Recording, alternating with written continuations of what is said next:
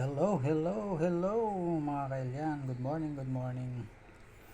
Panibagong araw, panibagong luto na naman tayo. Dumaan nga pala ako sa palengke kanina mga kailyan. Eto, tsambahan ko, meron akong nabiling suso. Nilinis ko na yan mga kailyan at tinanggal ko na rin yung pit niya para hindi mahirap sip-sipin mamaya pagkaluto. Igigisa lang natin mga kailyan sa luya,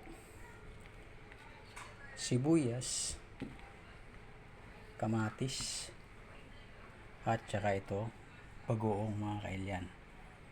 Madali lang lutuin to mga kailyan. Sige, start na tayo mga kailyan. Samahan nyo ako. Unahin natin tong luya mga kailyan.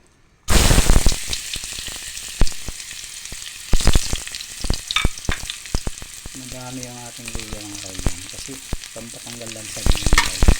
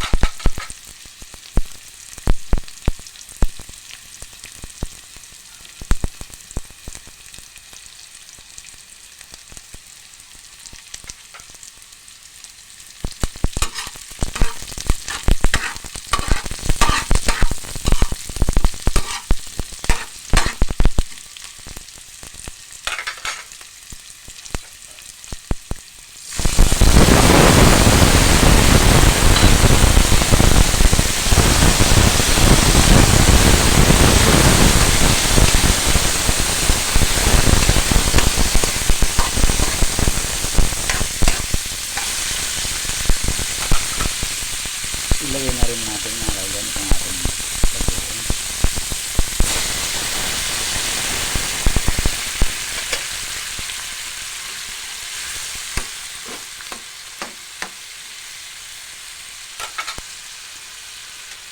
Takpan muna natin hanggang madurog itong ating kamatis bago natin ilagay yung suso mga kailyan.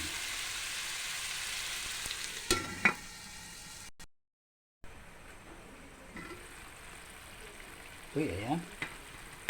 Pwede nang ilagay itong ating suso mga kailyan.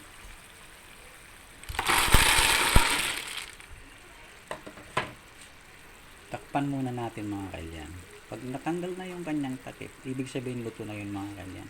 Kasi pag nagtagal na iluto ito mga kailyan, mahirap sip-sipin.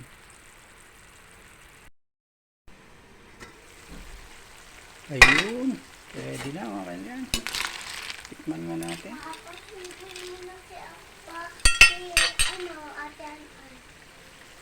Tikman nga natin mga kailyan. Harap. Pwede na mga kailyan.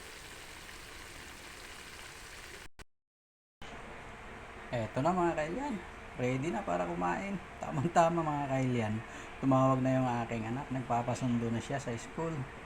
Kaya buti na lang nakapagluto na ako ng ating ulam.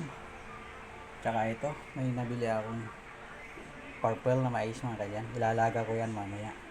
Nakakakain kasi ako ng mais. Matagal na kasi hindi ako nakakain ng mais mga kailyan. Kaya bumili ako kanina. Sa halagang 25 pesos yan, 5 mga kailyan. Okay mga kailyan, salamat!